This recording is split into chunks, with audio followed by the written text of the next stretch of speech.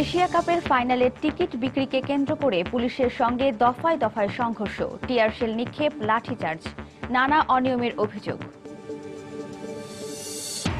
অনুশীলনে আঘাত পেলেও সাকিবের খেলা নিয়ে সংশয় নেই, জানিয়েছেন চিকিৎসক। ধোনিদের স্বল্প রানে আটকানোর পরিকল্পনা মাশরাফি বাহিনীর। প্রসিকিউশন নিয়ে মন্তব্যের মাধ্যমে ৭১-এর যুদ্ধাপরাধীদের বিচারকে নতুন করে প্রশ্নবিদ্ধ করার খেলা শুরু হয়েছে। রাজধানীতে নির্মূল কমিটির সেমিনার। রামপুরায় ২ শিশু হত্যার ঘটনায় মায়ের স্বীকারোক্তি ও খালার বক্তব্যে সত্য উদ্ঘাটন নিয়ে প্রশ্ন। বিশেষজ্ঞরা বলছেন, ম্যাজিস্ট্রেটের সামনে ছাড়া জবানবন্দির ভিত্তি নেই। এবং সৌদি আরবের রিয়াদে সড়ক দুর্ঘটনায় ৫ বাংলাদেশি নিহত, আহত ২।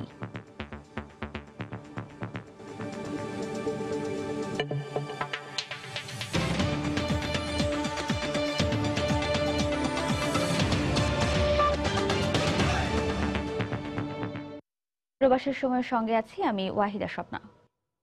এশিয়া কাপের ফাইনালের টিকিট বিক্রিকে কেন্দ্র করে শনিবার পুলিশের সঙ্গে টিকিট প্রত্যাশীদের দফায় দফায় সংঘর্ষ হয়।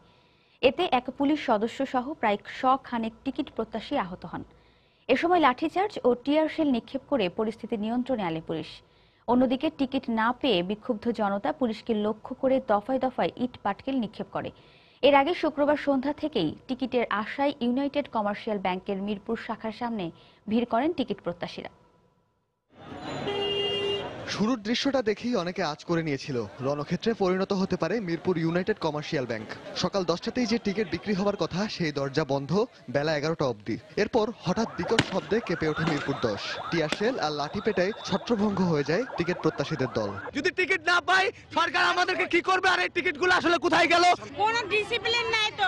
গতকালকে আসছে, আইসা দাঁড়াইছি, আপনার 2টা পর্যন্ত দাঁড়াই থেকে চলে গেছে। অনেকেই আহত হন। ইট পাটকেল ছোড়া হয় টিকিট প্রত্যাশীদের প্রান্ত থেকেও। পুলিশ বাহিনীর এক সদস্যকে রক্তাক্ত অবস্থায় দেখা যায়। দুইবার মারতে পড়েছে, দুইবার মারছে আমাকে। একটা টিকিট পাইলাম না, আল্লাহর গজব পড়বো, আল্লাহর গজব পড়বো।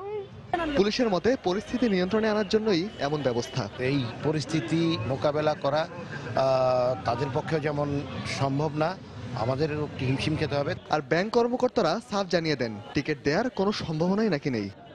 না, আমরা টিকিট সেল করব না। তবু ঠায় দাঁড়িয়েছিলেন অনেকেই। হঠাৎ বিনা মেঘে বজ্রপাতের মতো ঘোষণা আসলো, টিকিট বিক্রি হবে। বিভিন্ন সূত্রে জানা গিয়েছিল যে কাউন্টারের ভেতরে আছে ২০০০ টিকিট, কিন্তু মাত্র ১ ঘন্টার মাথায় হাতে গোনা টিকিট দিয়ে বন্ধ করে দেওয়া হয় ফটক। তবুও যারা পেয়েছেন তাদের চোখে মুখে যেন ঈদের আনন্দ। এখন আমি টিকিট পাইছি, খুব আনন্দ লাগতেছে।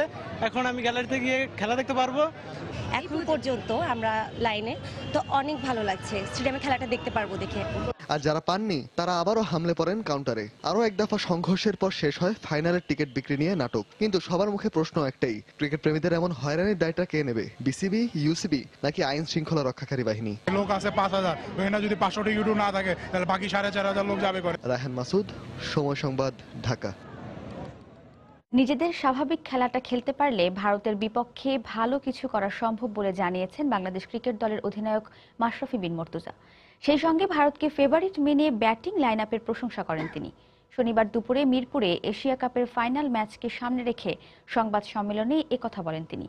এ সময় নিজেদের সেরা বোলিং দিয়ে ভারতকে স্বল্প রানে আটকানোর আশা প্রকাশ করেন টাইগার অধিনায়ক।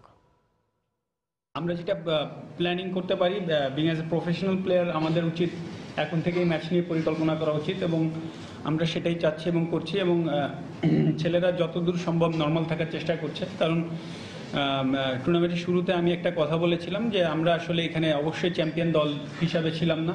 টুর্নামেন্টের শুরুতে আমরা চেয়েছিলাম যে আমরা যেটা খেলছিলাম এশিয়া কাপের আগে, সেই খেলাটা যেন আমরা ওইভাবে না খেলে কিছু ইমপ্রুভ করি। সো গ্রাফটা অনেক ভালো এবং সেজন্য আমরা কিছু ম্যাচ জিতেছিও, বাট ডাজন্ট মিন যে আমরা অনেক বড় দল হয়ে গেছে। আমরা যেভাবে ইমপ্রুভ করছি সেভাবে ইমপ্রুভ করতে থাকলে আমরা ভালো খেলতে পারবো। এবং পার্টিকুলার কোনো জায়গায় আটকাতে চাইবেন এরকম সুযোগ নাই। আপনাকে from first over to 20th over পর্যন্ত ভালো বোলিং করতে হবে। হ্যাঁ, ওরা অবশ্যই চার্জ করবে, বাট যত মিনিমাইজ করা যায় সেটাই আমাদেরকে চেষ্টা করতে হবে। অনুশীলনে পায়ে আঘাত পেয়েছেন দেশ সেরা অলরাউন্ডার সাকিব আল হাসান। তবে ইনজুরির কারণে ভারতের বিপক্ষে এশিয়া কাপের ফাইনালে তার খেলা নিয়ে কোনো সংশয় নেই বলে জানিয়েছেন চিকিৎসক। 2012 সালের পর আবারও এশিয়া কাপের ফাইনালে উঠেছে বাংলাদেশ। টাইগারদের ফাইনালে ওঠার আনন্দে এখন কাঁপছে পুরো দেশের ক্রিকেট প্রেমীরা। কিন্তু এই আনন্দের মাঝে হঠাৎ করেই সাকিবের ইনজুরির খবরে জেগে ওঠে শঙ্কা। শুক্রবার অনুশীলনের সময় প্রথম চোট পান সাকিব। এরপর শনিবার দুপুরে আবারও অনুশীলনে ব্যথা পেয়ে মাঠ ছেড়ে যান তিনি। এবারের এশিয়া কাপে এখন পর্যন্ত 4 ম্যাচ খেলে 5 উইকেট নিয়েছেন সাকিব। ব্যাট হাতে অবশ্য তেমন একটা ভালো করতে পারেননি 28 বছর বয়সী এই অলরাউন্ডার। 4 ম্যাচে এসে 56 রান, এর মধ্যে শ্রীলঙ্কার বিপক্ষে 32 রান আসরে সাকিবের সর্বোচ্চ সংগ্রহ। গতকালকে প্র্যাকটিসের সময় একটা হিপ ফ্লেক্সরে বল কন্টিশন পেন ইঞ্জুরি বলে আমরা, কন্টিশন ইঞ্জুরি, তো কন্টিশন লাগছে, বল লাগছে অ্যাকচুয়ালি। তো এখন মোটামুটি ভালো আছে। আজকে প্র্যাকটিসে আমাদের অপশনাল প্র্যাকটিস ছিল, তো আমাদের নিষেধ আছে যে প্র্যাকটিস করবে না, তারপরেও ও গেছিল একটু দেখার জন্য, তো খুব বেশি প্র্যাকটিস করে নাই, ভালো আছে আলটিমেটলি। তো আর ইনশাল্লাহ আগামীকালকে খেলা নিয়ে এত টেনশনের কিছু নাই, ইনশাল্লাহ তার আগে রিকভার করে যাবে। এটা ইউজুয়ালি 48 ঘন্টা টাইম লাগে এটাতে রিকভার করে আসতে, তো ইনশাল্লাহ আমরা আশা করতেছি বেস্টটাই হবে। প্রবাসের সময় আরও থাকছে। গাজীপুরে এটিএম বুথ থেকে টাকা লুটের ঘটনায় গ্রেফতারকৃত একজনের স্বীকারোক্তিমূলক জবানবন্দি। জড়িতদের সবাইকে শনাক্ত করা গেছে, জানালেন পুলিশ সুপার।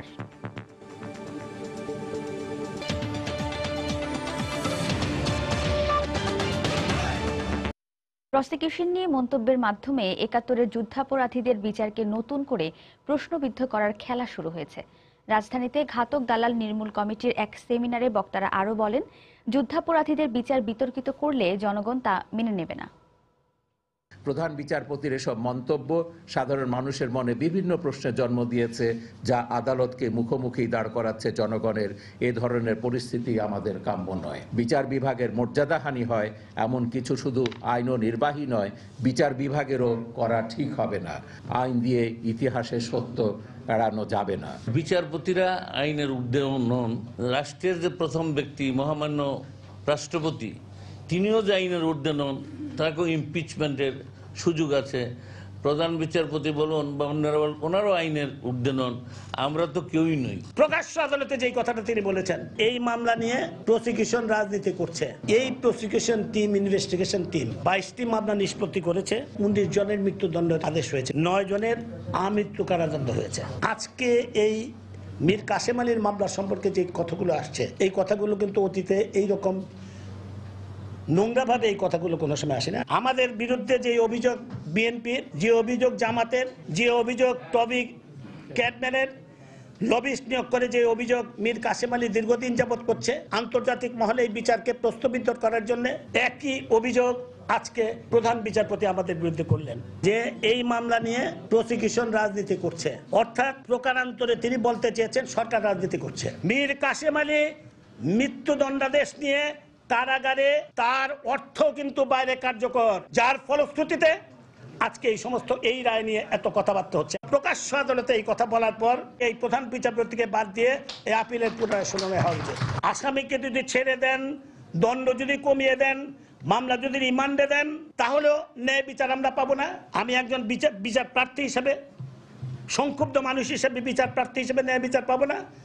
আর আসামিকে যদি মৃত্যুদণ্ড যদি বহাল রাখেন, তাহলেও আমি এই রায় প্রশ্নবিদ্ধ হবে। এই কথা বলার পর যে এটা চাপ দিয়ে তাকে মৃত্যুদণ্ড বহাল রাখা হয়েছে। কাজেই এই প্রধান বিচারপতির নেতৃত্বে যে আপিলের ডিভিশনের যে বেঞ্চ, এই বেঞ্চ প্রধানমন্ত্রীকে বাদ দিয়ে, বিচারপতিকে বাদ দিয়ে একটা বেঞ্চ হোক এবং আপিল শুনানি পুনরায় হোক। রাষ্ট্রপক্ষের যে প্রধান কৌশলী, রাষ্ট্রের প্রধান কৌশলী, তাকেও এই মামলা থেকে, পরিচালনা থেকে বিরত থাকা উচিত বলে আমি মনে করি। বাংলাদেশের বর্তমান উন্নয়ন কর্মকাণ্ড ও প্রধানমন্ত্রী শেখ হাসিনার নেতৃত্বের ভূয়সী প্রশংসা করেছেন ঢাকা সফররত ভারতীয় জনতা পার্টি বিজেপির কেন্দ্রীয় সাধারণ সম্পাদক রাম মাধব। শনিবার বিকেলে গণভবনে প্রধানমন্ত্রীর সঙ্গে সৌজন্য সাক্ষাৎ করেন তিনি। এ সময় ভারতীয় হাই কমিশনার হর্ষবর্ধন শ্রীংলা, প্রধানমন্ত্রীর রাজনৈতিক উপদেষ্টা গওহর রিজভী, তথ্য উপদেষ্টা ইকবাল সোবহান চৌধুরী, মুখ্য সচিব আবুল কালাম আজাদ উপস্থিত ছিলেন। পরে প্রধানমন্ত্রীর প্রেস সচিব ইহসানুল করিম সাংবাদিকদের এ বিষয়ে ব্রিফ করেন। তিনি জানান, সাক্ষাৎকালে বাংলাদেশের উন্নয়ন কর্মকাণ্ড ছাড়াও গণতান্ত্রিক প্রক্রিয়া, নির্বাচন ব্যবস্থা নিয়ে আলোচনা হয়।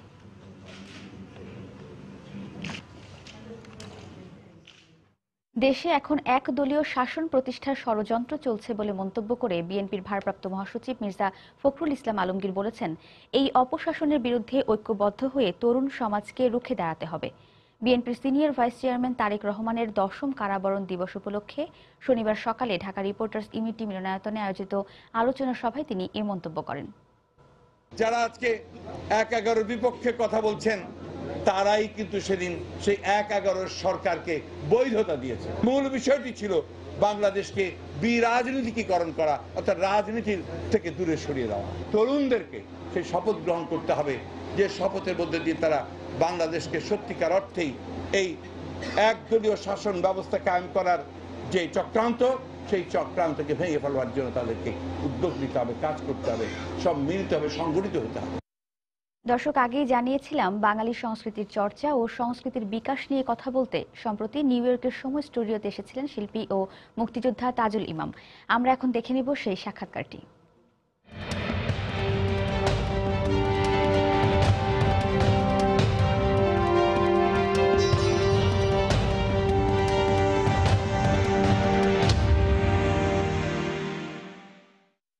দর্শক, প্রবাসের বাংলাদেশ অনুষ্ঠানের সময় নিউ ইয়র্ক স্টুডিওতে আপনাদেরকে স্বাগত জানাচ্ছি। আমি শিহাবুদ্দিন কিসলু।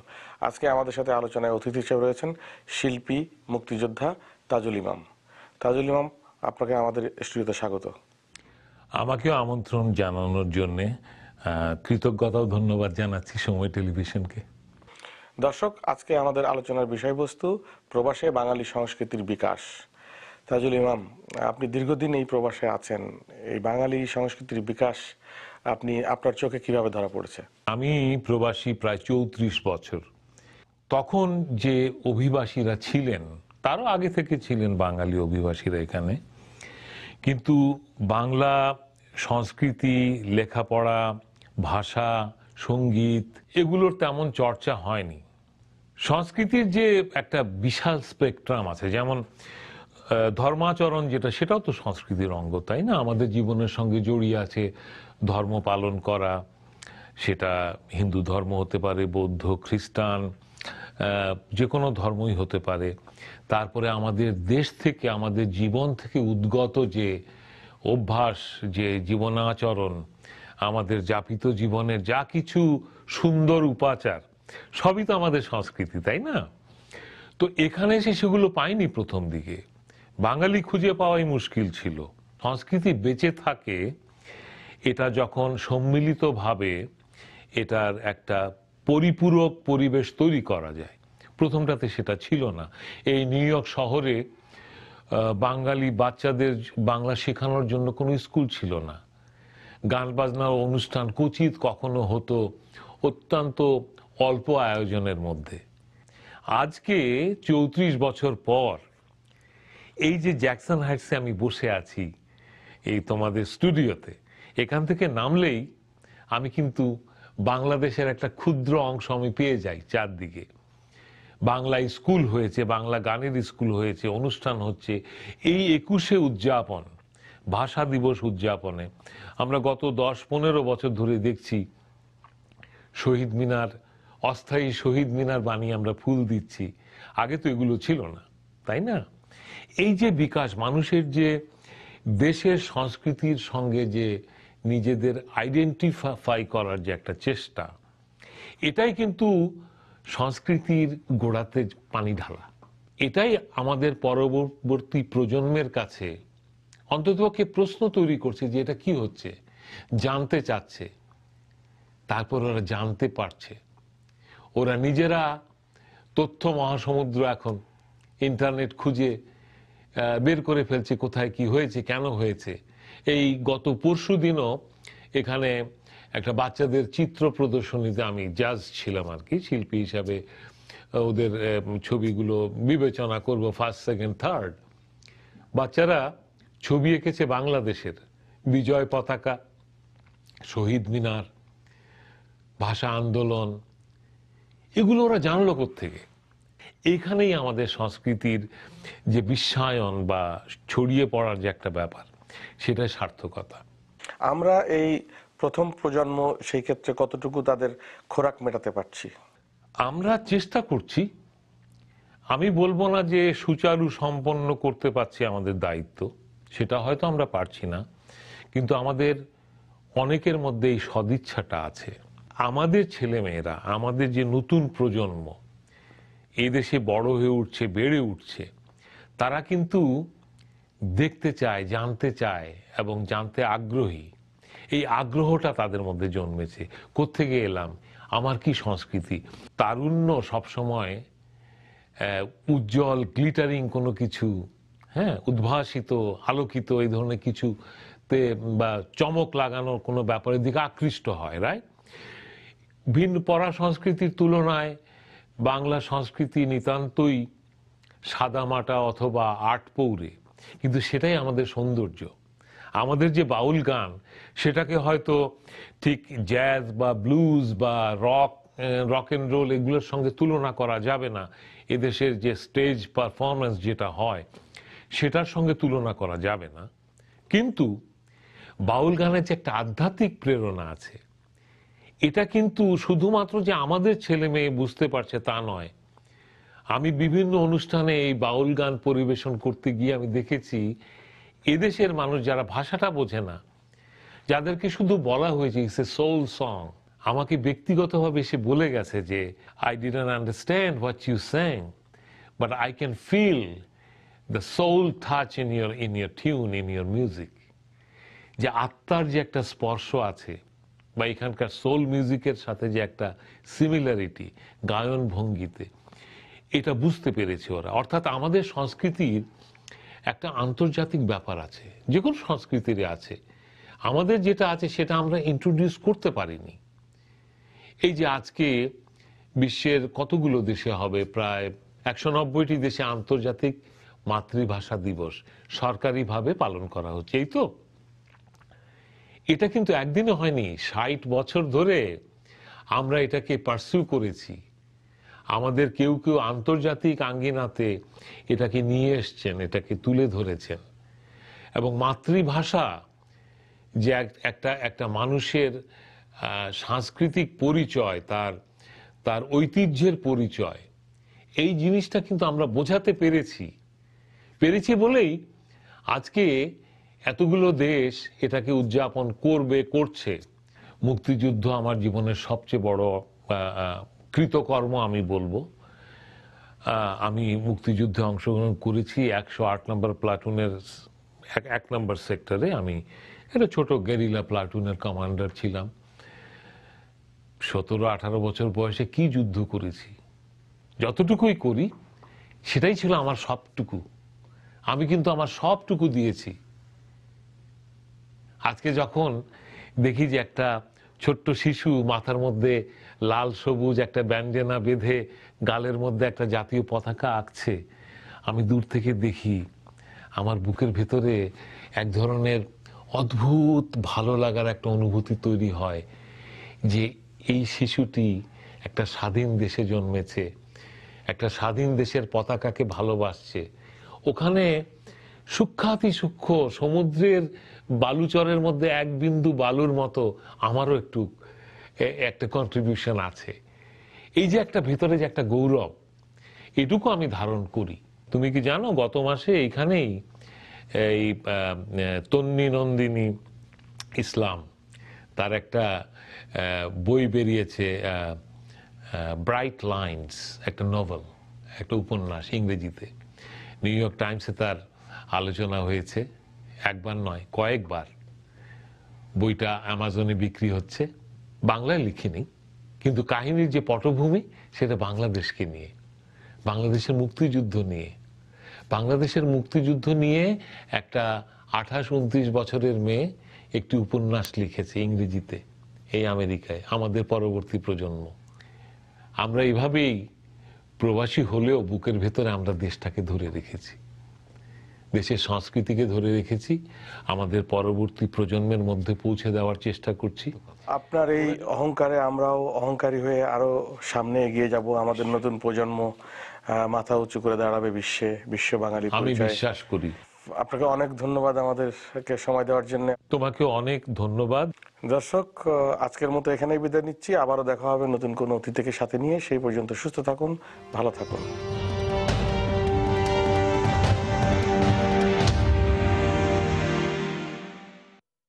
দর্শক, বাঙালি সংস্কৃতির চর্চা ও সংস্কৃতির বিকাশ নিয়ে কথা বলতে সম্প্রতি নিউ ইয়র্কের সময় স্টুডিওতে এসেছিলেন শিল্পী ও মুক্তিযোদ্ধা তাজুল ইমাম। এতক্ষণ দেখছিলেন তার সাক্ষাৎকারটি। চলে যাচ্ছি পরের খবরে। রাজধানীর রামপুরায় 2 শিশু হত্যার ঘটনায় র্যাবের কাছে মায়ের স্বীকারোক্তি ও পরবর্তীতে খালার বিপরীত বক্তব্যে প্রকৃত সত্য উদ্ঘাটন নিয়ে প্রশ্ন দেখা দিয়েছে। এক্ষেত্রে আইন বিশেষজ্ঞরা বলছেন, আদালত বা ম্যাজিস্ট্রেটের সামনে ছাড়া আসামির স্বীকারোক্তিমূলক জবানবন্দির আইনগত কোনো ভিত্তি নেই। অন্যদিকে অপরাধ বিজ্ঞানীরা বলছেন, প্রাতিষ্ঠানিক অব্যবস্থাপনার জন্যই এমনটি হচ্ছে। বিস্তারিত ফেরদৌস লিপির রিপোর্টে। আলভি ও অরণির মৃত্যুর পর প্রথমে বাবা মায়ের পক্ষ থেকে বলা হয় রেস্টুরেন্টের খাবার খেয়ে তাদের মৃত্যু হয়েছে। পরে ময়নাতদন্তে আপত্তি কিংবা শিশুদের মৃতদেহ লাশ ঘরে রেখে বাবা মায়ের গ্রামের বাড়ি চলে যাওয়া রহস্যের সৃষ্টি করে। ঘটনার 4 দিন পর সংবাদ সম্মেলনে র্যাব দাবি করে সন্তানদের ভবিষ্যৎ নিয়ে দুশ্চিন্তার জেরে মা এই হত্যাকাণ্ড ঘটিয়েছে। কিন্তু পরদিন গণমাধ্যমে খালার বক্তব্য পরিস্থিতি ঘোলাটে করে তোলে। আর এতে প্রশ্ন উঠেছে, মামলা দায়ের আগে এবং ম্যাজিস্ট্রেট ছাড়া আইন শৃঙ্খলা রক্ষাকারী বাহিনীর কাছে আসামি স্বীকারোক্তিমূলক জবানবন্দি কতটা গ্রহণযোগ্য। মামলা হওয়ার আগেই র্যাব মহিলাকে ধরে এনে গণমাধ্যমে বলছে যে সে স্বীকার করেছে।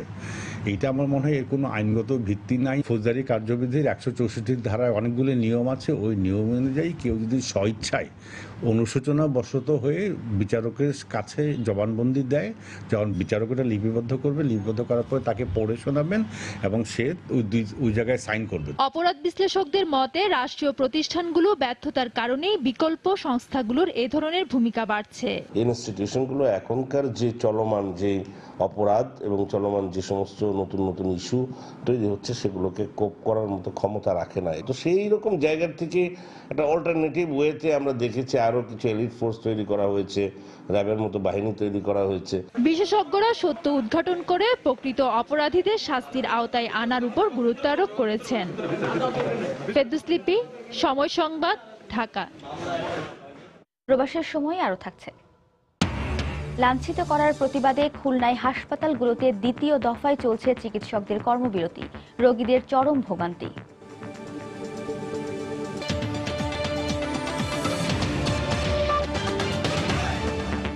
সৌদি আরবের রিয়াদে সড়ক দুর্ঘটনায় 5 বাংলাদেশি নিহত হয়েছেন, গুরুতর আহত হয়েছেন আরও 2 জন।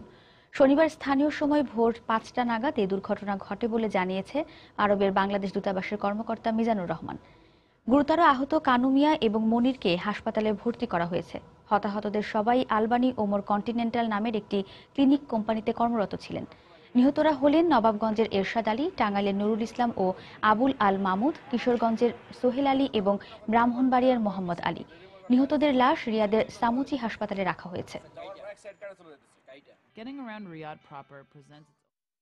বাংলাদেশি কর্মীরা কর্মস্থলে যাওয়ার সময় ট্রাকের সাথে দুর্ঘটনা ঘটে। দুর্ঘটনায় বাংলাদেশি 5 জন কর্মী স্পটে মারা যায় এবং 2 জন কর্মী গুরুতর আহত হয়। অল্প দিনের মধ্যেই তাদের দেশে প্রেরণ করতে পারবো এবং তাদের ক্ষতিপূরণ আদায় করে তাদের উত্তরাধিকার মধ্যে আমরা বিতরণ করতে পারবো।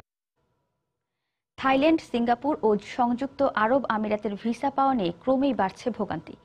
গত 2 মাসে এসব দেশে ভ্রমণে ইচ্ছুক 80% বাংলাদেশি নাগরিককে ভিসা দেয়া হয়নি। এছাড়া যুক্তরাজ্যের ভিসা সেন্টার দিল্লিতে সরিয়ে নেওয়ার পর এক্ষেত্রে আশঙ্কাজনক হারে কমে গেছে বাংলাদেশিদের ভিসা পাওয়ার হার। পররাষ্ট্র মন্ত্রণালয় বলছে, সমস্যা সমাধানে চলছে কূটনৈতিক তৎপরতা। চলতি সপ্তাহে থাইল্যান্ড সফর করে দেশটির সংশ্লিষ্ট কর্মকর্তাদের সঙ্গে বৈঠক করবেন পররাষ্ট্র প্রতিমন্ত্রী এহসান জুয়েলের রিপোর্ট। চিকিৎসা, ব্যবসা বাণিজ্য, শিক্ষা, পর্যটন সহ বিভিন্ন প্রয়োজনে গড়ে প্রতি বছর 5 লাখের বেশি বাংলাদেশি নাগরিক থাইল্যান্ড, সিঙ্গাপুর এবং আরব আমিরাতে আসা যাওয়া করেন। সম্প্রতি সংশ্লিষ্ট দেশগুলোর ভিসা সেন্টারে আবেদন করার পরও 80% ক্ষেত্রেই মিলছে না ভিসা। সাধারণত 3 থেকে 5 দিনের মধ্যে ভিসা দেয়া হলেও বর্তমানে দিনের পর দিন ঝুলিয়ে রাখা হচ্ছে তা। কোনো কোনো ক্ষেত্রে পাসপোর্ট ফিরে না পাওয়ায় অন্য দেশেও চিকিৎসার উদ্দেশ্যে যেতে পারছেন না রোগীরা। এই অবস্থায় 2 মার্চ সিঙ্গাপুরের অনাবাসিক হাইকমিশনারকে ডেকে সমস্যার কথা জানায় পররাষ্ট্র মন্ত্রণালয়। চলতি সপ্তাহে পররাষ্ট্র প্রতিমন্ত্রীর থাইল্যান্ড সফরেও বিষয়টি গুরুত্ব দিয়ে আলোচনা করা হবে বলে জানিয়েছেন তিনি। আমার একটা পরিকল্পনা আছে এই মাসেরই 8-9 তারিখে থাইল্যান্ড সফরের। আমি প্রত্যাশা করছি থাই যথাযথ কর্তৃপক্ষের সাথে বৈঠকে, এবং আমার সেই বৈঠকের একটা মূল এজেন্ডাই থাকবে এই ভিসা প্রক্রিয়াটি যেন আগের পর্যায়ে আবার ফেরত যায়। ব্যয় সংকোচনের দোহাই দিয়ে গত বছর যুক্তরাজ্যের ভিসা সেন্টার ঢাকা থেকে দিল্লিতে সরিয়ে নেওয়া হলে দেশটির ভিসা পেতে শুরু হয় ভোগান্তি। এরপর থেকে আশঙ্কাজনক হারে কমে গেছে ব্রিটিশ ভিসা প্রাপ্তির হার। প্রতিমন্ত্রী বলছেন, ভিসা সেন্টার ঢাকায় ফিরিয়ে আনতে দুদেশেরই রাজনৈতিক প্রচেষ্টা চলছে। তারা কাজ করছেন অব্যাহতভাবে এবং তারা আমাদেরকে বলেছেন যে এই বিষয়টার উন্নতি ঘটবে। তবে দুই পক্ষেরই বেশ জোরালো রাজনৈতিক প্রচেষ্টা আছে যে এটাকে বাংলাদেশে ফিরিয়ে নিয়ে আসার বিষয়। আমরা আশা করছি ফিরিয়ে নিয়ে না আসতে পারলেও এটা সহজীকরণ করা হবে। প্রাপ্ত তথ্য বলছে 2013 সালে যেখানে আবেদনকারীদের 71% যুক্তরাজ্যের ভিসা পেয়েছিলেন, 2015 সালে সে সংখ্যা নেমে এসেছে মাত্র 17%। ইহসান জুয়েল, সময় সংবাদ, ঢাকা। ফ্রান্সের প্যারিসে বাংলাদেশ বিজনেস কনসাল্টিং বিবিসির উদ্যোগে সাংস্কৃতিক অনুষ্ঠানের আয়োজন করা হয়। বাংলাদেশ দূতাবাসের সহযোগিতায় শুক্রবার আয়োজিত এই অনুষ্ঠানে প্রধান অতিথি ছিলেন সংস্কৃতিমন্ত্রী আসাদুজ্জামান নূর। এতে উপস্থিত ছিলেন ফ্রান্সে নিযুক্ত বাংলাদেশের রাষ্ট্রদূত এম শহীদুল ইসলাম, বিবিসির চেয়ারম্যান কাজী ইনায়েত উল্লাহ, পন্থার সহকারী মেয়র এলিয়েন প্যারেস, ফ্রান্স আওয়ামী লীগের উপদেষ্টা মিজান চৌধুরী সহ আরও অনেকে। পরে অনুষ্ঠানে সঙ্গীত পরিবেশন করেন শিল্পী সামিনা চৌধুরী ও ফকির শাহাবুদ্দিন। অগণতান্ত্রিক সরকারগুলোর শাসনামলেই বাংলাদেশ ভারত সম্পর্কে অবনতি ঘটেছিল বলে মন্তব্য করেছেন বাংলাদেশ সফররত ভারতের বিজেপির মুখপাত্র এম জে আকবর। শনিবার সন্ধ্যায় রাজধানীর একটি হোটেলে বাংলাদেশ ভারত যৌথ সংলাপের সমাপনী অনুষ্ঠানে তিনি একথা বলেন। বাংলাদেশ ও ভারতের মধ্যে সম্পর্কের অগ্রগতির লক্ষ্যে 2 দিন ব্যাপী সংলাপের আয়োজন করে পররাষ্ট্র মন্ত্রণালয় এবং ফ্রেন্ডস অব বাংলাদেশ। আমাদের দুই দেশের মধ্যে গ্যাপটা বেড়ে গেল। It is because the anti-democratic forces আপনার এখানে took control and deliberately used the worst form of venom and poison, drop by drop, drop by drop, drop by drop. গাজীপুরের কালিয়াকৈরে এটিএম বুথ থেকে টাকা লুটের ঘটনায় জড়িতদের শনাক্ত করা গেছে বলে জানিয়েছেন জেলার পুলিশ সুপার মোহাম্মদ হারুনুর রশিদ। শনিবার দুপুরে নিজ কার্যালয়ে এক সংবাদ সম্মেলনে তিনি একথা জানান। আর এই ঘটনায় গ্রেফতারকৃত মিন্টু মিয়া আদালতে 164 ধারায় স্বীকারোক্তিমূলক জবানবন্দি দিয়েছে। বিকেলে সিনিয়র জুডিশিয়াল ম্যাজিস্ট্রেট আদালতে 2 আসামি মিন্টু মিয়া ও ইমনকে হাজির করা হয়। পরে মিন্টু মিয়া বিচারক তাহমিনা খানম শিল্পীর কাছে 164 ধারায় স্বীকারোক্তিমূলক জবানবন্দি দেয়। পরে অপর আসামি ইমনের 7 দিনের রিমান্ড আবেদন করে পুলিশ। এর পরিপ্রেক্ষিতে আগামীকাল রিমান্ডের শুনানির দিন ধার্য করেন আদালত। এর আগে বৃহস্পতিবার রাতে গাজীপুরের কালিয়াকৈর উপজেলার রাখালিয়া চালা থেকে মিন্টু মিয়া ও বোর্ড বাজার থেকে ইমনকে গ্রেফতার করা হয়। খুলনায় এক চিকিৎসককে লাঞ্ছিত করার প্রতিবাদে বাংলাদেশ মেডিকেল অ্যাসোসিয়েশন বিএম এর ডাকে 2 দিনের কর্মবিরতি পালন করছেন জেলার সরকারি বেসরকারি হাসপাতালের চিকিৎসকরা। এতে চরম দুর্ভোগে পড়েছেন রোগীরা। শনিবার সকাল 6টা থেকে বিভিন্ন সরকারি বেসরকারি হাসপাতালে চিকিৎসকরা দ্বিতীয় দফায় এই কর্মবিরতি পালন করছেন। তবে জরুরি বিভাগে চিকিৎসা সেবা এই কর্মসূচির আওতা মুক্ত রাখা হয়েছে। এর আগে গত বৃহস্পতিবার প্রথম দফায় কর্মবিরতি পালন করেন তারা। গত 28 ফেব্রুয়ারি তেরোখোদা উপজেলা স্বাস্থ্য কমপ্লেক্সের চিকিৎসক আব্দুল্লাহ হেল মামুনকে কর্মরত অবস্থায় বাড়িতে গিয়ে চিকিৎসার জন্য চাপ দেন স্থানীয় ইউনিয়ন পরিষদ চেয়ারম্যান ওহিদুজ্জামান। রাজি না হওয়ায় তাকে মারধর করা হয়।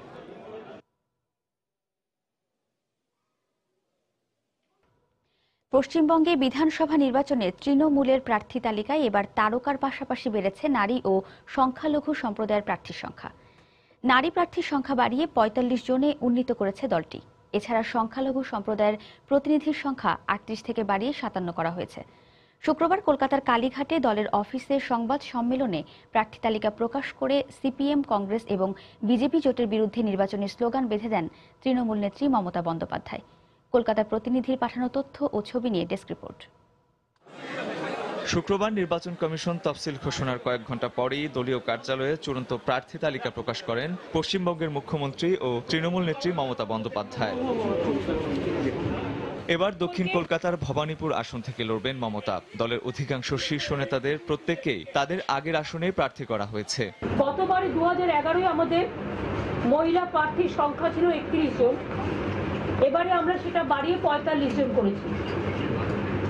আর সংখ্যালঘু মুসলিমদের ক্ষেত্রে 2011 আমাদের এআইটিসি যে ক্যান্ডিডেটের লিস্ট ছিল তাতে প্রার্থী সংখ্যা ছিল 38 জন, এবারে আমরা বাড়িয়ে ওটা 57 জন করেছি। এবারও প্রার্থী তালিকায় জায়গা করে নিয়েছেন তারকারা। অভিনেতা সোহম, ফুটবলার বাইচুং ভুটিয়া, ক্রিকেটার লক্ষ্মীরতন শুক্লা, জগমোহন ডালমিয়ার মেয়ে বৈশালী ডালমিয়া, ফুটবলার রহিম নবী এবং সঙ্গীত শিল্পী ইন্দ্রনীল সেনকে প্রার্থী করা হয়েছে। তফসিল অনুযায়ী পশ্চিমবঙ্গে 6 ধাপে ভোট নেওয়ার সিদ্ধান্তে ক্ষুব্ধ মমতা। বেঙ্গলে 6টা ফেজে 7 দিন নির্বাচন দেওয়া হয়েছে, আমি জানি না কেন। যা দিয়েছে আমরা করে দেবো, সেটার ব্যাপার নয়, কিন্তু বাংলাকে সবসময় একটা বৈমাতৃসুলভ আচরণ করা হয়, এটা আমাদের ভালো লাগে না। তৃণমূল কংগ্রেসের ভিন্ন চিত্রও দেখা গেছে শুক্রবার রাতে। কলকাতার অদূরে হাওড়া দক্ষিণ আসনে প্রার্থীর বিরুদ্ধে খোদ তৃণমূলের সমর্থকরাই রাস্তায় মিছিল করে তার প্রার্থী পদ প্রত্যাহারের দাবি জানান। সময় সংবাদ, কলকাতা।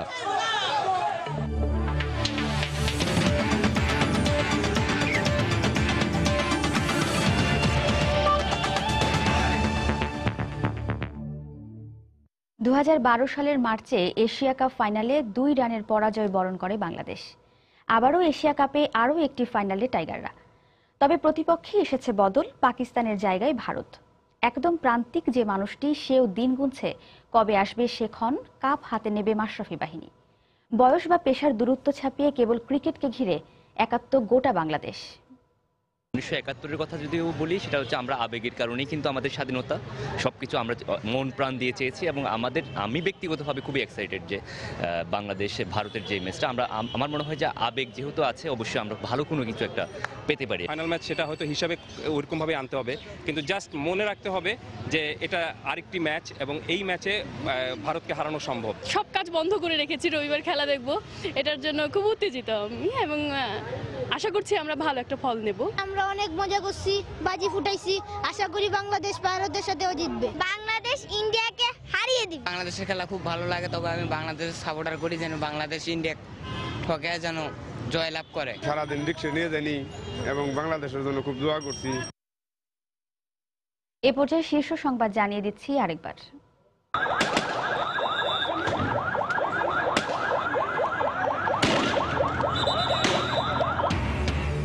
এশিয়া কাপের ফাইনালের টিকিট বিক্রিকে কেন্দ্র করে পুলিশের সঙ্গে দফায় দফায় সংঘর্ষ, টিয়ার শেল নিক্ষেপ, লাঠিচার্জ, নানা অনিয়মের অভিযোগ। অনুশীলনে আঘাত পেলেও সাকিবের খেলা নিয়ে সংশয় নেই, জানিয়েছেন চিকিৎসক। ধোনিদের স্বল্প রানে আটকানোর পরিকল্পনা মাশরাফি বাহিনীর। প্রসিকিউশন নিয়ে মন্তব্যের মাধ্যমে ৭১-এর যুদ্ধাপরাধীদের বিচারকে নতুন করে প্রশ্নবিদ্ধ করার খেলা শুরু হয়েছে। রাজধানীতে নির্মূল কমিটির সেমিনার। রামপুরায় 2 শিশু হত্যার ঘটনায় মায়ের স্বীকারোক্তি ও খালার বক্তব্যে সত্য উদ্ঘাটন নিয়ে প্রশ্ন। বিশেষজ্ঞরা বলছেন, ম্যাজিস্ট্রেটের সামনে ছাড়া জবানবন্দির ভিত্তি নেই। এবং সৌদি আরবের রিয়াদে সড়ক দুর্ঘটনায় 5 বাংলাদেশি নিহত, আহত 2।